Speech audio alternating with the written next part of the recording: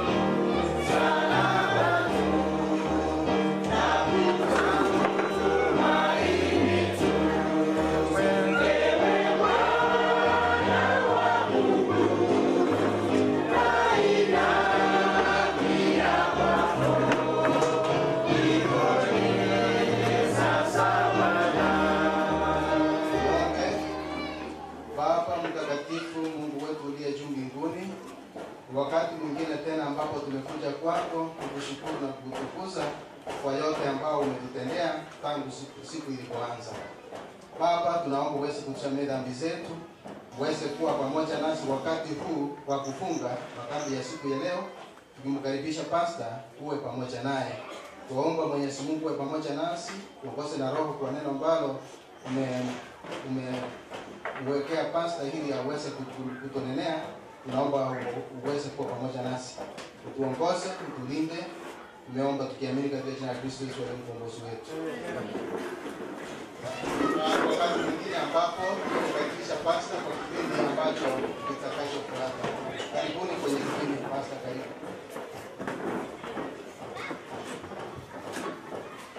Asante, Bwana asifiwe. Tumechoka. Bwana asifiwe.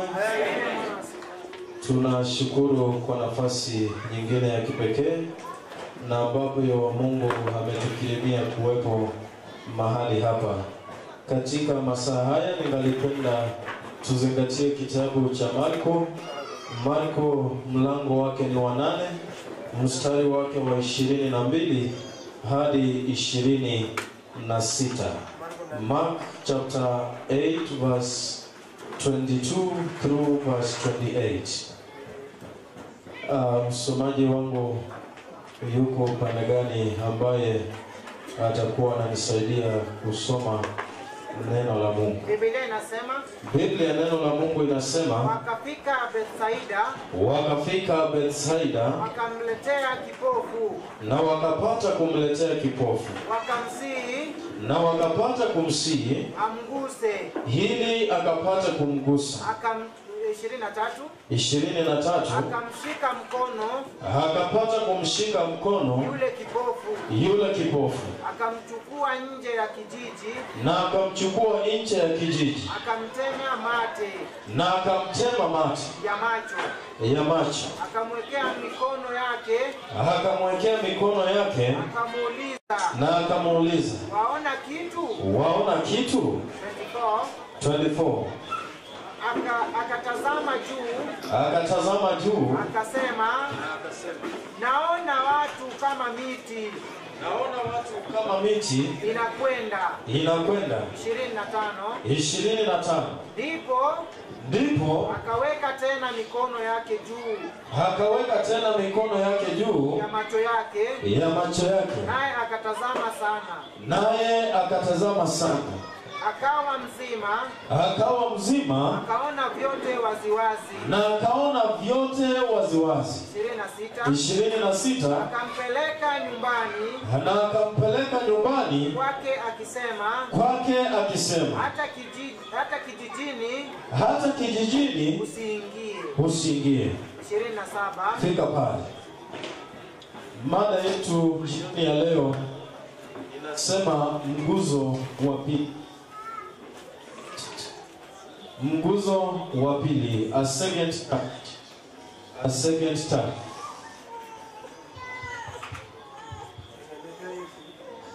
Wakati na ambapo tunapoangazia kipengele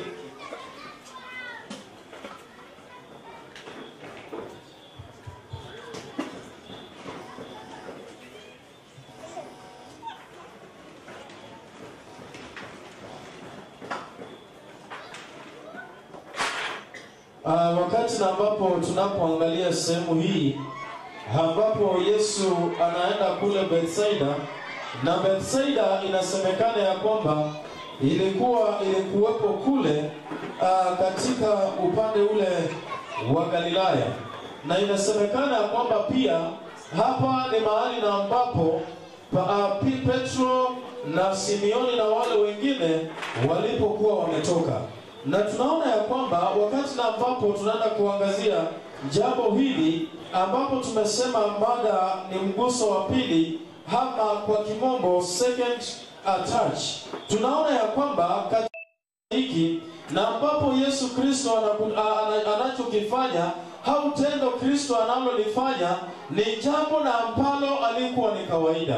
Na unapoangalia katika Biblia utapata na utaweza kukubaliana nami kwamba wakati mwingi Kristo alipoletewa wagonjwa, wakati mwingi Kristo alipokutana na waliokuwa na shida, wakati mwingi Kristo alipokutana na watu ambao walikuwa na mahitaji, yawe ni mahitaji ya magonjwa, yawe ni mahitaji ya ufufuo, au watu ambao wenzao wamelala, tunaona ya kwamba Kristo alikuwa anatamka neno moja tu, au anaweza kufanya muujiza kwa mara moja.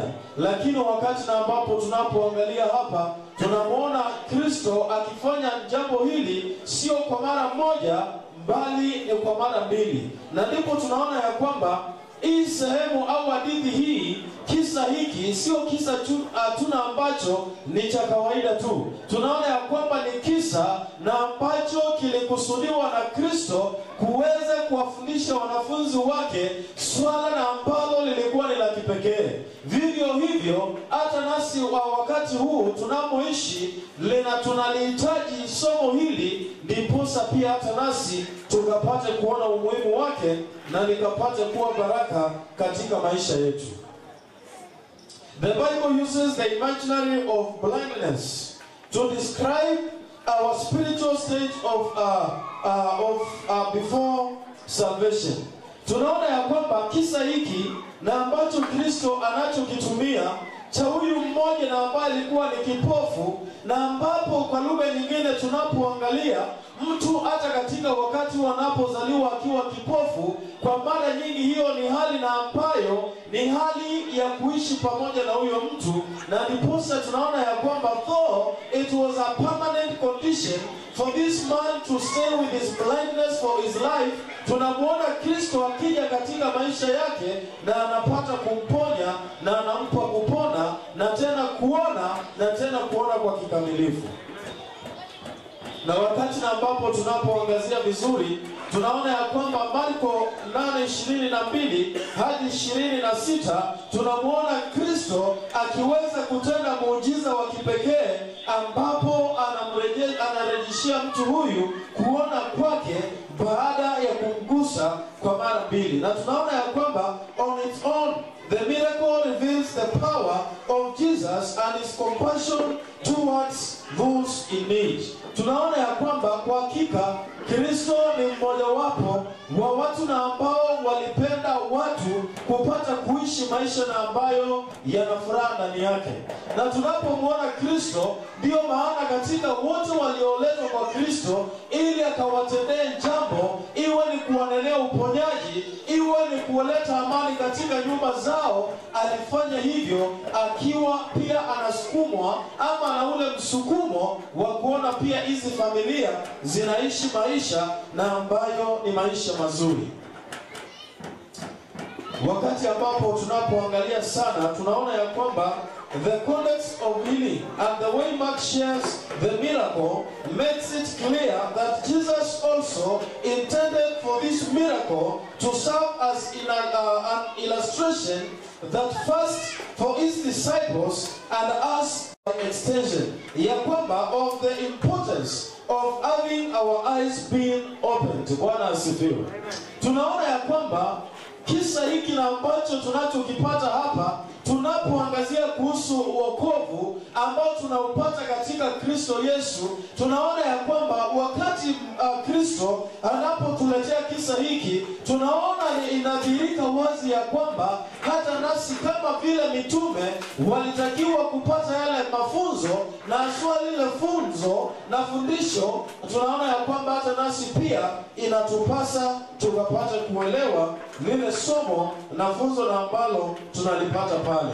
Tunaambiwa ya kwamba ijapokuwa somo moja na ambalo tunaipata hapa ni ya kwamba ijapokuwa sisi zote tumezaliwa tukiwa vipofu katika mambo ya kiroho, ni Yesu Kristo aliye na uwezo wa kutufungua macho yetu, ndiposa tukapata kuona hata yale mambo na ambayo katika macho ya kibinadamu hatuwezi tukaona.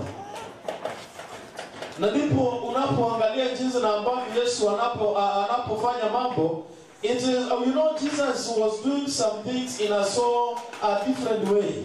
Jesus Christ would perform miracles in a so diversified ways. Na wakati tunapomwangalia katika hili, unajua sio kawaida na sio afya mtu kupata kukutemea mate.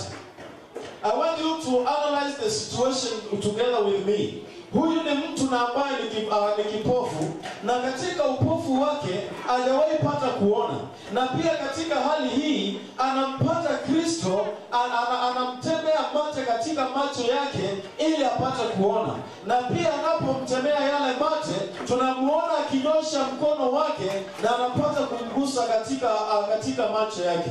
Sijui kama unaelewa hali na ambayo huyu mtu anaipitia. Unajua wakati mwingine tunaweza kupitia shida kiasi ya kwamba chochote na ambacho kitakuja katika maisha yetu ili kikapate kutusaidia au mara nyingi hatutafakari ni nini na ambacho kitaweza kutendeka. We do not think of what is to be done to us in order to receive that healing, but rather most of the times whatever will come we always receive it, simply because we have been in a lot of troubling times, simply because we have endured a lot of pain. Na ndio hii ambayo ni hali na ambayo ninamuona huyu kipofu akiwa ndani yake.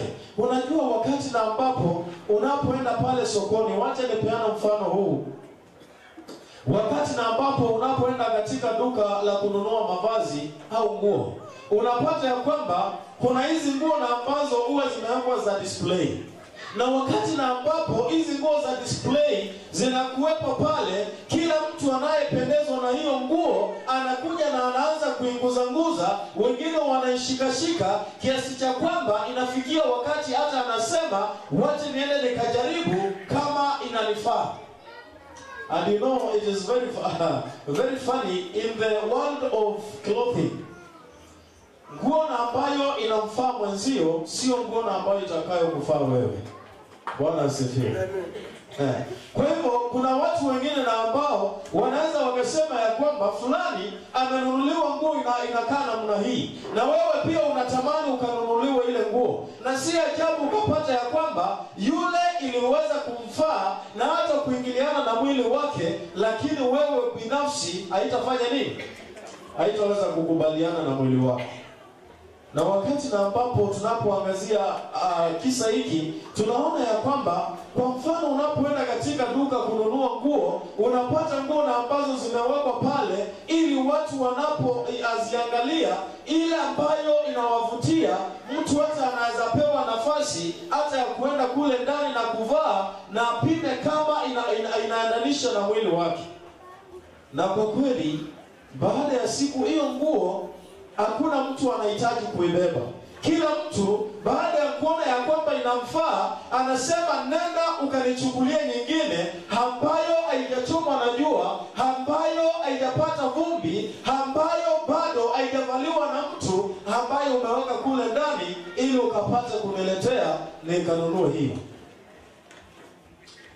Ninapoangalia hii nguo na ambayo inatiwa pale na wanabiashara kama ya kuwavutia wateja, pia ninamuona huyu kipofu wakati na ambapo kila wakati yuko pale, labda ninamuona akiwa katika barabara za Kisii, akiwa anajaribu kuomba usaidizi kwa watu ili angalau akapate kuwa na chakula cha chajio, labda akapate kuwa na chakula cha kiamshakinywa, labda akapate kitu tu ya kupata kujikimu katika maisha.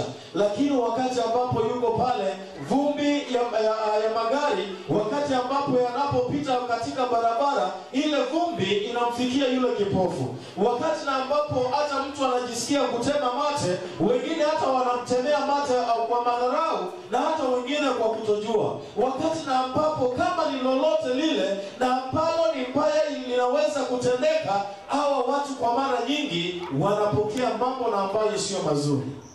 Kama ni cheche za maneno na ambayo ni maneno ya kuvunja moyo, wakati ambapo mtu anakaa kana kwamba ana upungufu fulani katika mwili wake, hao ndio watu na ambao wanapitia wakati mgumu, kwa sababu hata wengi wanakataliwa katika jamii, kwa sababu hata wengine wanakataliwa katika hata jamaa zao. Na kwa hivyo nataka uangalie hali na ambayo kipofu huyu aliyo ndani yake. Na wakati na ambapo kipofu huyu hako katika hali hii, anasikia kwamba Masihi anapita. Na wakati na ambapo anapopata habari ya kwamba Masihi amefika pale Bethsaida, na muona akiwa anachangamka na anapata kuwa anatabasamu, kwa sababu labda aliweza kusikia habari za Yesu alivyowatembelea wengi na akawatendea makuu, na hata akaweza kurejesha kuona kwa vipofu nyingi, ambapo pia waliweza kukutana na Yesu Kristo.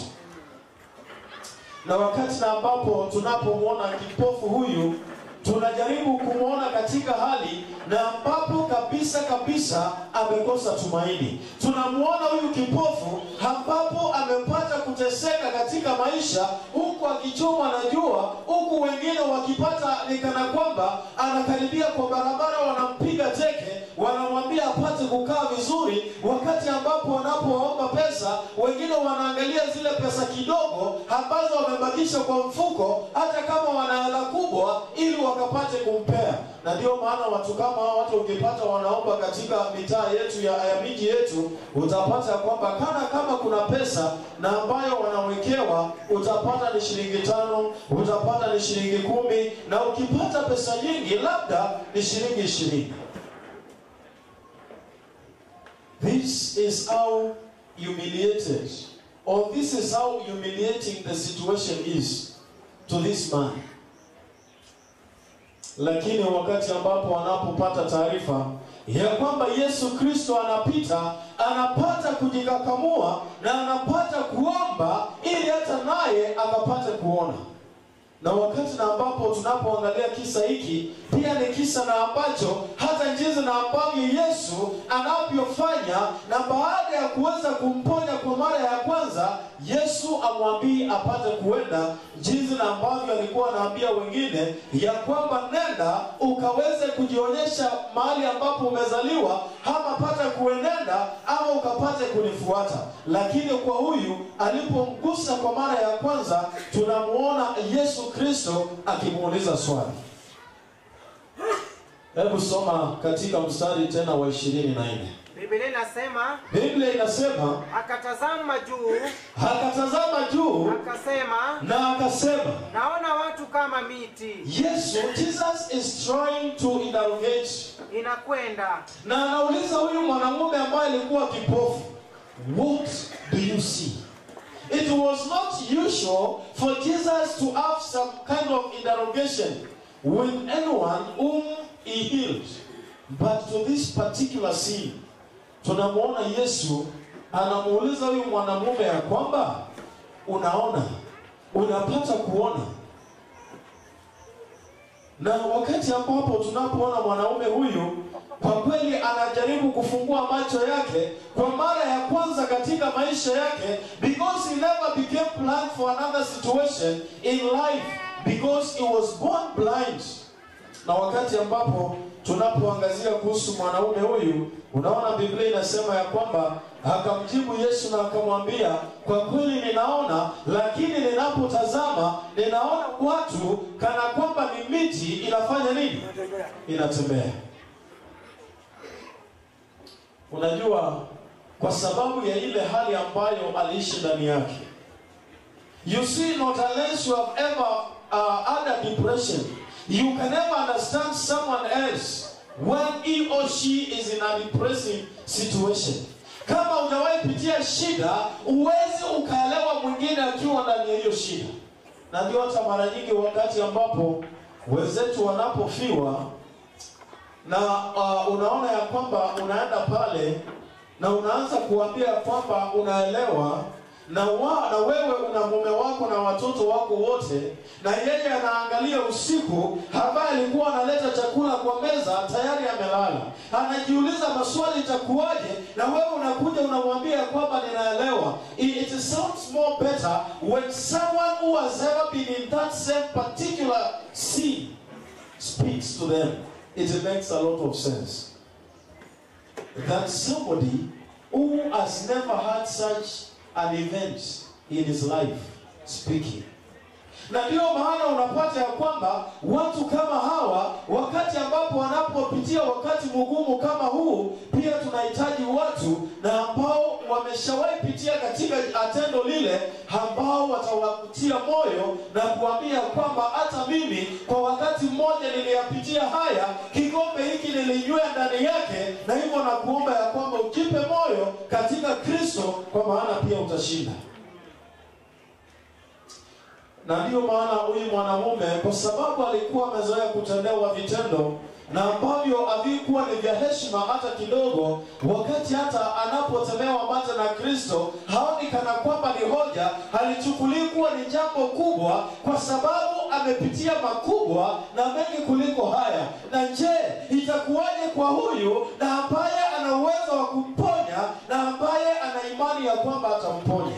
Na ndio maana wakati ambapo Yesu alipomtemea mate katika macho yake kwa mara ya kwanza, he never complained, hakulaumu.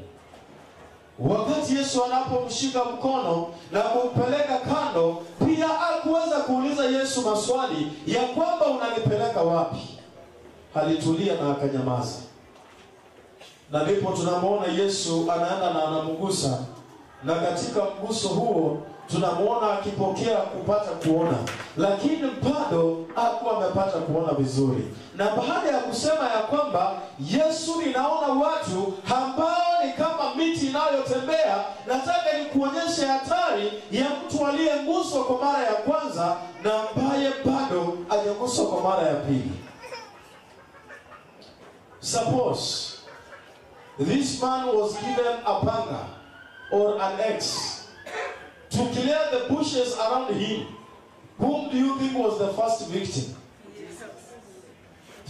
Kwa sababu machoni mwake alipofunguliwa macho na akapata kuona, yeye ameona kila mtu anakaa miti, na mti wa kwanza anaouona ni miguu ya Yesu Kristo.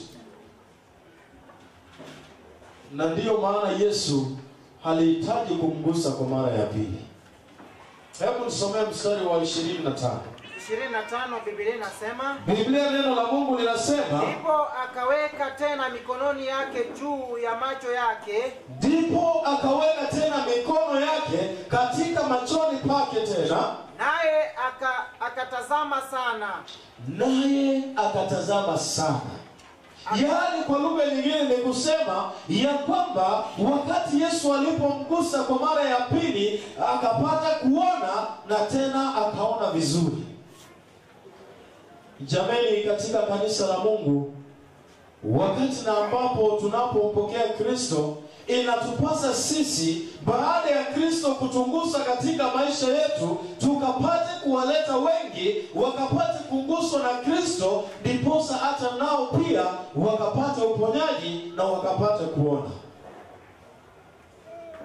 Shida tulio nayo katika kanisa la Mwenyezi Mungu siku ya leo, unapata ya kwamba tupo kanisani, lakini tunayotenda ni kinyume na mapenzi ya Mwenyezi Mungu, kwa sababu ni kweli tuliokolewa, lakini ajabu ni kuwa tulipata kupata mguso wa kwanza wa Yesu Kristo.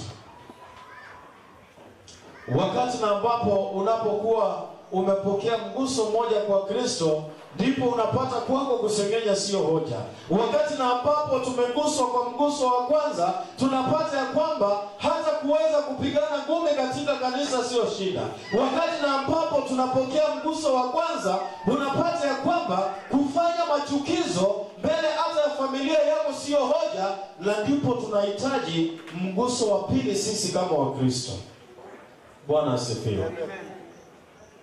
Ndiposa mambo kama haya yakapata kuisha katika familia zetu, ndiposa masengenyo yakatutoke, ndiposa yale macho na ambayo tunawaonea wengine wivu yakapata kuondoka katika maisha yetu. Neno linasema ya kwamba inatupasa sisi kupata kuguswa kwa mara ya pili na Kristo Yesu aliye Mwokozi wetu. Kwa sababu wakati na ambapo tunapoguswa kwa mara ya pili, hakika tunapata kuona, yale ambayo mbingu inayo kwa ajili ya maisha yetu. Tunapata kuona ni kwa namna gani na ambapo tutaweza kulinda wokovu wetu ambao tumeupata katika neema, katika imani ndani ya Yesu Kristo. Na ndipo tunaona ya kwamba mwanamume huyu akaweza kupokezwa kuona kikamilifu na kabisa, na pale pale tunamuona huyu mwanaume wakati ambapo anapata kuona, tunaona analisifu jina la Mungu, na kwa kweli anapata kumtukuza Mwenyezi Mungu. Jameni, ukweli ni kwamba after the partial healing, Jesus touches the man again, leading to full restoration of his sight. This miracle, it turns out to be a turning point for the disciples. And it is in the same way that I wish that even unto us this evening, that this particular scene that took place during Jesus' time, that it may also mark a turning point into our Christian life. Bwana asifiwe.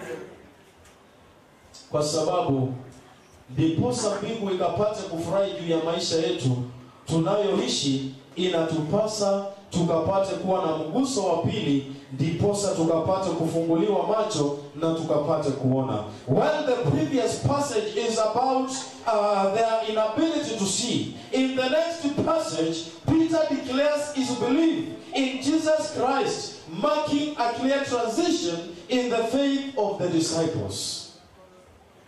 Wakati ambapo tunapoangalia fungu la 24 limesema wazi ya kwamba huyu kipofu alipotazama baada ya mguso wa kwanza, anasema ninaona kila mtu ni kama miti ambayo inatembea. Na wakati ambapo anapomguswa kwa mara ya pili, anapata kuona wazi na anakuwa na tofauti kati ya binadamu na kati ya miti. Anakuwa na tofauti kati ya Kristo ambaye amemponya na kati ya mitume aliyokuwa anatembea nao. Anapata kutofautisha kati ya kuzidi kutenda maovu na kutenda wema. Anapata kutofautisha hali na nia ya Kristo katika maisha yake. Na ndipo wakati na ambapo tunapomwangalia, tunaona ya kwamba lesoni na ambazo tunazisoma hapa au funzo na ambalo tunalipata hapa ni kwamba none of us has the means of gaining sight for ourselves. It is a gift of God through the person and work of Jesus that is received by faith. Bwana asifiwe. Tunaona ya kwamba sio kazi yetu sisi wenyewe kama waumini, kama Wakristo, ili tukapate kujiwezesha kuona na tena kuona sana, bali tunapata ya kwamba inagharimu Mungu na inagharimu Kristo kwa kazi zake za kipekee ambazo anazifanya katika maisha yetu, ili tukapate kutengenezwa na kuuishwa, ili wakati ambapo tunapotazamwa, wakati na ambapo tunapoangalia Kristo, kwa kweli tukawe ni ushuhuda tosha ulio hai ya kwamba Kristo anatutosha katika maisha yetu. Brethren, we have been called to share the message of the one who gives sight. Naomba walisomea Wakorintho wa pili mlango wa 4 na mstari wake ni wa 6. 2 Corinthians chapter 4 and verse number 6. 4:6 inasema, kwa kuwa Mungu aliyesema nuru itang'aa toka gizani, ndiye aliyeng'aa mioyoni mwetu. Inaendelea kusema tupe nuru ya elimu ya utukufu wa Mungu katika uso wa Yesu Kristo. Katika uso wa Yesu Kristo. Wapendwa, sisi Kristo ametuita na akatungusa ndiposa tukaweze kuwa shuhuda kwa wengine na ambao wangali wanahitaji mguso wa Yesu, ili pia nao wakaone ile nuru na ambayo tunaishi ndani yake, na wao pia wakapate kuwa na ile tamanio la kuweza pia kuhitaji ule mguso na ambao unapatikana kwa Yesu Kristo. Sijui maisha na ambayo unaishi kama kwa kweli yanadhihirisha Kristo kama mwokozi wa maisha yako. Sijui kama maisha ambayo unaishi katika familia yako kama yanamdhihirisha Kristo kama aliyekufa kwa sababu ya dhambi zako. Sijui maisha na ambayo unayoishi kama kijana kama yanadhihirisha wazi ya kwamba unamfahamu Kristo na ambaye ni mwokozi wako aliyekufia pale msalabani. Tunaambiwa jameni kama kanisa ya kwamba inatupasa sasa sisi kama waumini tukapate kuwa na mguso wa pili, ndiposa hiyo mienendo, hayo matendo, hiyo mitindo na ambayo tunaishi bado katika dhambi, iwapo tuko katika kanisa la Mungu, tunahitaji mguso wa pili, ndiposa hayo yote yakapata kuondolewa katika maisha yetu. Na ndipo wakati na ambapo tunapoangalia tunaona ya kwamba Paulo kwa kweli anasema ya kwamba wakati na ambapo unapoangalia kitabu Christ Object Lesson page 143 page 149 paragraph 3, mwandishi anasema hivi: let the glorious conceptions of God possess your mind. Bwana asifiwe. Tunaambiwa ya kwamba wakati na ambapo tunapoguswa kwa mara ya pili na Kristo, mambo na ambayo yanahusiana na Mungu katika akili zetu, tunaambiwa ya kwamba kile na ambacho kinafaa kuwa kinaonekana ni mambo na ambayo yanahusiana na kiungu. Na tunaona ya kwamba let your life be lit by hidden links to the life of Jesus. He who commanded the light to shine out of darkness is willing to shine in your hearts, to give the light of the knowledge of the glory of God in the face of Jesus Christ. Praise be to God. Tunaambiwa ya kwamba yule Mungu ambaye ana uwezo wa kuweza kuangiza nuru na ikawa katika maishani mwetu, tunaambiwa ya kwamba vivyo hivyo hana uwezo pia hata wa kuleta ufahamu wa Mwenyezi Mungu katika akili zetu. Na ndipo tunaona ya kwamba the Holy Spirit will take the things of God and show them unto you, conveying them as a living power into the obedient heart. Tunaambiwa ya kwamba kwa ule moyo na ambao ni mtiifu kwa Kristo, mbingu kupitia kwa nguvu za Roho Mtakatifu anasema ya kwamba Yesu Kristo kwa zile nguvu na mamlaka atapata kutuletea mambo ya kiroho, mambo yaliyo na utakatifu katika akili zetu kwa sababu ya utiifu wetu. Na tunaona ya kwamba Christ will lead you to the threshold of the infinity. You may behold the glory beyond the veil and reveal to men the sufficiency of Him who is ever living to make intercession for us. Tunaona ya kwamba kama tutazidi kumtumainia Bwana, tutapata kuwa na ushindi na tutapata kuona utukufu wa Mungu katika maisha yetu, na tukafanya wengine pia wakapate kuona utukufu na wakapate kuvutiwa, na hatimaye wote wakamkubali Kristo kama mwokozi wa maisha yao na wakapate kuokolewa, ndiposa sote tukapate kufikia lengo moja na ambalo ni kuwa na uzima wa milele. Bwana asifiwe. Tunaona ya kwamba when Jesus saves us at a particular moment in time, the Bible teaches that until we see Jesus in glory, we will be gradually be growing in our ability to see, to know, to love and trust Him. Tunaambiwa ya kwamba ijapokuwa kila mmoja wetu kwa wakati fulani katika maisha ulipata kuokolewa na ukapata kukiri hata katika ubatizo, tunaambiwa ya kwamba hayo hayatoshi tu katika ukuaji wetu katika masuala ya imani, bali tunaelekezwa na maandiko ya kwamba kila wakati tunahitajika tukapate kuonekana tunakuwa jinsi na ambavyo tunavyozungumza, tukazungumze kama watu na ambao wamekutana na Yesu. Jinsi na ambavyo tunavyoona, tukawe tunaona mambo na macho ya kiroho, hata pale na ambapo wengine wanasema iwezekani, kwako unaona ya kwamba inawezekana, kwa sababu Mungu unayemwabudu, Mungu ambaye una uhusiano naye, ni Mungu wa ajabu ambaye anatenda kazi za ajabu kiasi ya kwamba anafanya yale na ambayo sisi hata hatufikiri ya kwamba yanawezekana yakafanyika. Na ndipo tunaona ya kwamba hata katika upendo wetu kwa Mungu unafaa uonekane ya kwamba kwa kweli unazidi kuendelea vizuri. Na ndipo tunaona ya kwamba we must continue to strive to see the beauty of Jesus more and more clearly throughout our lives.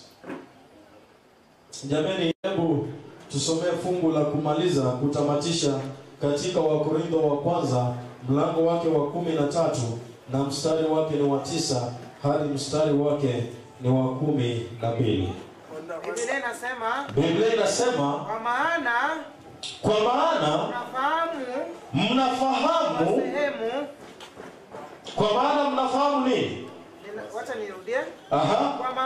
Kwa maana mnafahamu kwa sehemu, na tunafanya unabii kwa sehemu, lakini ijapo hile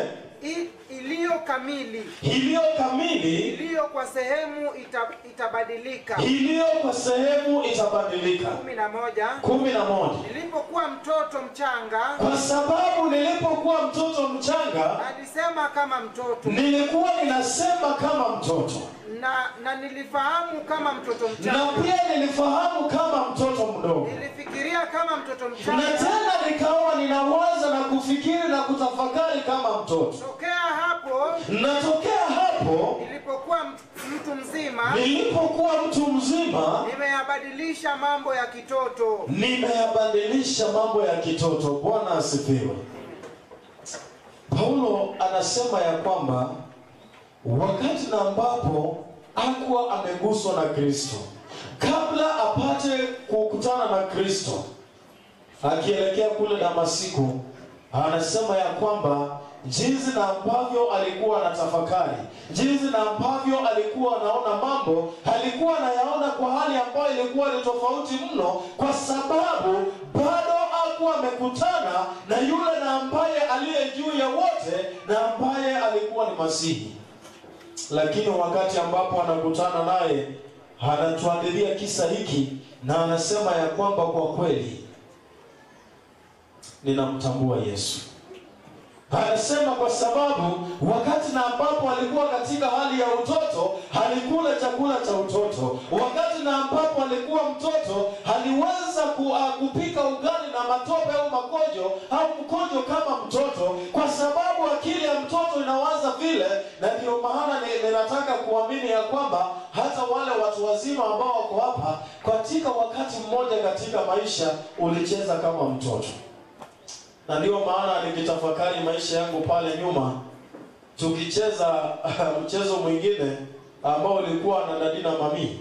Nakumbuka tukiwa tunapika ugali kwa mkojo. Unachukua mchanga na unakojolea chupa, alafu unapika ugali na unapakua kwa matawi kama mboga. Tunaambiwa ya kwamba hali hii ni ya utoto, na tunaambiwa ya kwamba sisi kama Wakristo pia, kabla tukutane na Kristo katika uchanga wetu, tulikuwa pia tunawaza kama watoto wachanga katika masuala ya imani. Na ndio maana anafika mahali pia anasema ya kwamba mtoto anahitaji hata maziwa katika hali ya utoto wake, kwa sababu pia katika mwili wake viungo vyake haviwezani na vyakula vingumu.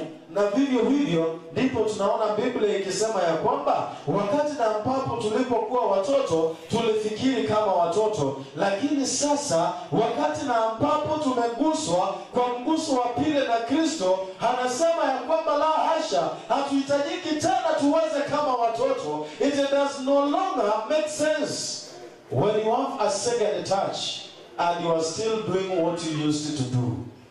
Mungu anasema ya kwamba it is a no. Anasema imemgharimu mkono wake sisi kuwepo mahali na ambapo tumefika. Na katika hiyo, kwa lugha nyingine ni kusema ya kwamba Mungu anatamani kanisa lake ambalo litaweza kuvutia wengi kwa sababu ya kazi nzuri ambayo atakuwa amefanya katika maisha yao.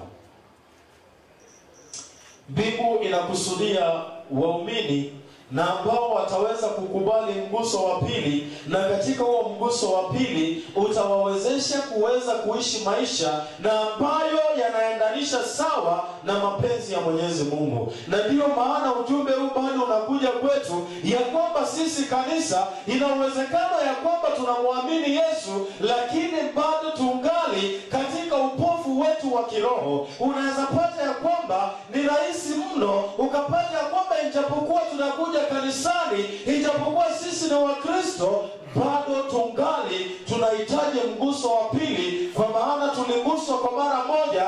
Ulipobatizwa kwa maji mengi haikutosha, na unasema ya kwamba pia ninahitaji mguso wa pili ndiposa nikawe na mtazamo mpya hata katika masuala ya imani na maisha haya ambayo ninaishi na maisha na ambayo ninakusudia kuishi, Yesu Kristo akija na kuchukua wateule wake na kwenda mbinguni. Na ndiyo maana nikalipenda na kuomba na mtu na ambaye anasema ya kwamba kwa kweli katika maisha yangu I'm not living to the expectation of heaven, and I need a second touch in my life in order for my life to be fully transformed for the glorification of the name of Jesus. Unasema ya kwamba huko hapa na ungalipenda ya kwamba Mungu hakikumbushe kwa mguso wa pili, ili unapofanya mambo yako kama Mkristo ukaweze kufanya kwa njia ya kipekee, njia yenye mvuto na ambayo inawavuta wengi kwa ufalme wa Mwenyezi Mungu, pasipo na kuwasukuma mbali na ufalme wa Mwenyezi Mungu. Kama ndilo ombi lako, naomba ya kwamba ukapate kusimama ili tukapate kuwa na ombi kwa pamoja. Kama unasema ya kwamba katika maisha yako you are not sufficient by your own, but you need Jesus by your side, that you need Jesus to touch you a second time in order for you to see things clearly, in order for you to have a clear vision, ya kwamba ndiposa ukapate kuishi maisha na ambayo yanampendeza Mungu na maisha na ambayo yanamfurahisha Kristo, wakati na ambapo anapokuangalia akawa anajivunia kama Ayubu, aseme katika nchi ya Uzi kulikuwa mtu mmoja ambaye jina lake aliitwa Ayubu, aliyekuwa amekamilika, ambaye katika maisha yake hakuweza kutaja uovu ndani yake, ambapo ndani ya maisha yake, katika hata familia yake, alionekana kuwa baba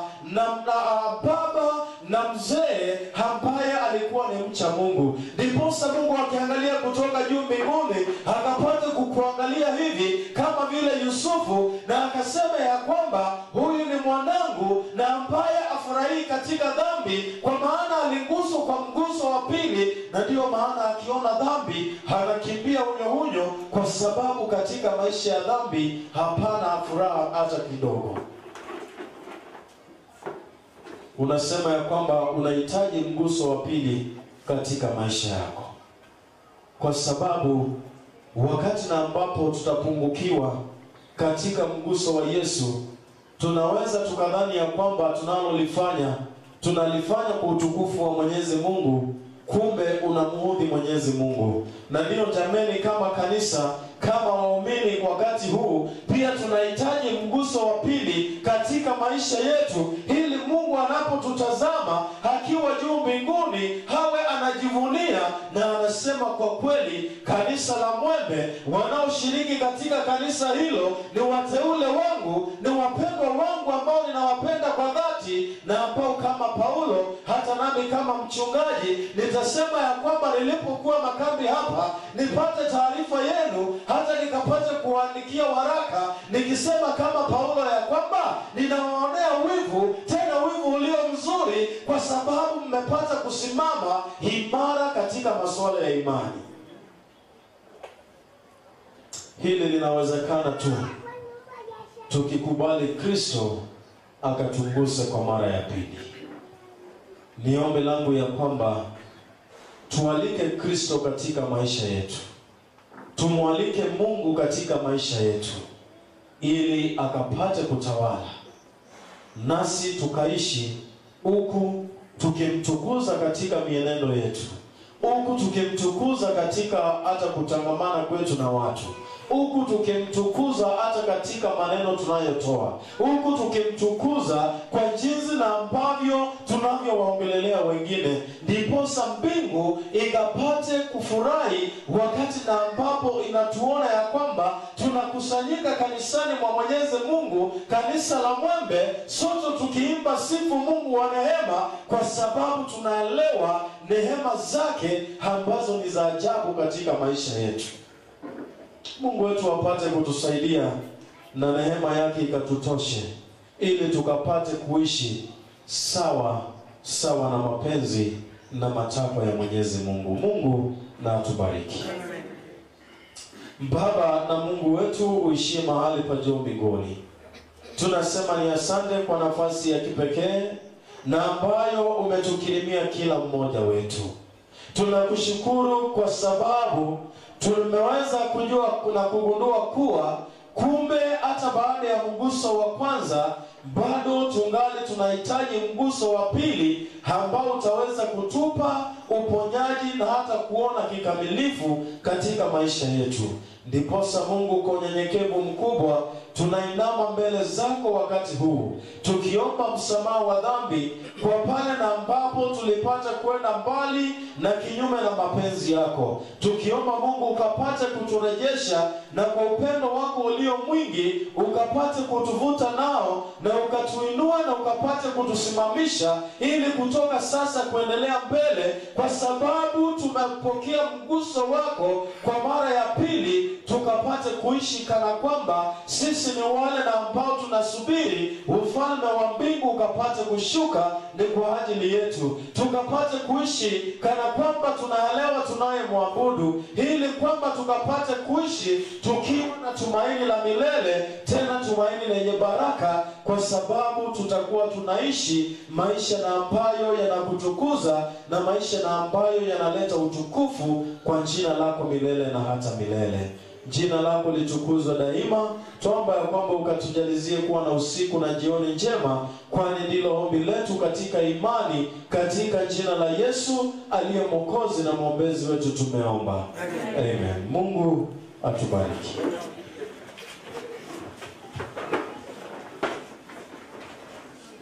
Tutapokea matangazo kabla hatujaenda.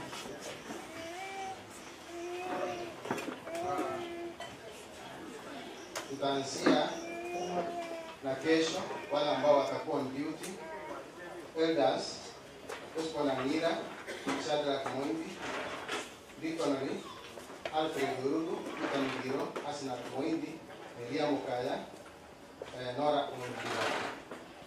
Kwaya ambazo zitakuwa pamoja nasi kesho ni Eta Kwaya, Ambassadors Kwaya, Church Kwaya, Youth Kwaya. All stars watakuwa Ezekiel Smeka, Sarah Maina, Samson Muda, Ibora Joash. Fellowship ambayo itakuwa on duty kesho itakuwa ni Judge area. Kwa hivyo hao ambao watakuwa on duty kesho watabaki ili wajipange jinsi watakavyofanya kazi. Tunashukuru wale wote ambao tumesaidiana kazi katika siku ya leo, na kufikia hapa tumetamatisha vipindi vyetu katika siku ya leo. Lakini kabla hatujamaliza, mkumbuke viti. Tuende na viti, tuweke mahali vinastahili. Tutamkaribisha Elda atoe tangazo ambalo limepatia. Wapendwa na wasalimu mjambo. Nataka kuwajulisha kwamba one of the church members ambaye ni mwalimu wa watoto anaitwa David Okelo Rosa Bravento hapa Somalia. Mazishi ni Friday, na nilikuwa nataka niwajulishe kwamba kama kuna mtu anataka kwenda, walimu wanaendelea kupanga vile wataenda, wengine watapaki. Kwa hivyo it's good to know that's one of our church members who are supposed to come. family member. So we need to attend it also. Thank you so much.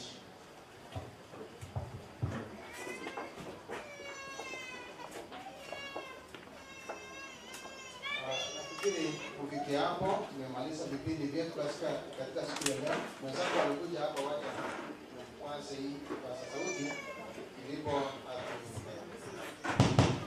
basi vile ambavyo tumeweza kuendelea kwa siku ya leo tangia saa 4 asubuhi wakati tulianza kuleta makambi haya katika mbashara runinga yetu, ndipo tunakaribia kufika mwisho katika vipindi vya leo, lakini kuna segment kidogo tutakuwa nayo tuzungumze na pastor kama dakika 7 hivi ndipo tuweze kutamatisha vipindi vyetu, kwani mashabiki wale ambao wanafuatilia pastor wameshukuru sana kwa neno ambalo limetolewa, na wale wote ambao wamenena jumbe ni nyingi tu zimeweza kutumwa pale na singeweza kuzisoma zote. Wale ambao ndugu zetu, kaka zetu na dada zetu ambao wako katika nchi za mbali, Gulf countries, na wale ambao wako Marekani ya kati wanatupata moja kwa moja katika runinga yetu ya Bakusi TV, wameweza kuwasalimia nyinyi wote wa Kristo wa Mwembe na wale wageni ambao wamefika, sijui kama mpokea salamu. Na pia tunapojiandaa swali ambalo pastor wengi naona wanauliza pale, ni kueleze tu ili uweze kujiandaa kwa dakika hizo 7 tutakuwa tunazungumza, ni kwamba katika familia changa zile ambazo ama wale ambao wameingia katika ndoa miaka 20 kwenda nyuma, kuna changamoto ambazo wanapitia, kuu ikiwa kwamba mahusiano kati ya familia ama baba, brother-in-laws, sister-in-laws na marafiki wa nje. Je, ni wapi mpaka unafaa kuchorwa kati ya mahusiano yale ya nje ya marafiki pia na wazazi wao, ndipo waweze kupata nafasi ya kujiunga ama kufanya vitu vyao kama familia? Hilo ndilo swali limeulizwa sana na niliona ukizungumza na young couples, basi tutakuwa tunajiandaa tuweze kuzungumza kwa dakika 7 tu kumaliza lile. Kabla tujamaliza, sijui kama kiongozi wa vijana hapo aweze kutusalimu, kwa sababu nadhani kwamba wamekuwa wakiendelea katika makambi haya wakiwa kama ni kwaya ya vijana. Kiongozi wa vijana popote pale alipo, tafadhali naomba uje mbele, kama sijui kama mko na wimbo mtaweza tupatia pambio tu tunapojiandaa katika mazungumzo ya dakika 7 na pastor wetu kabla tujatamatisha vipindi.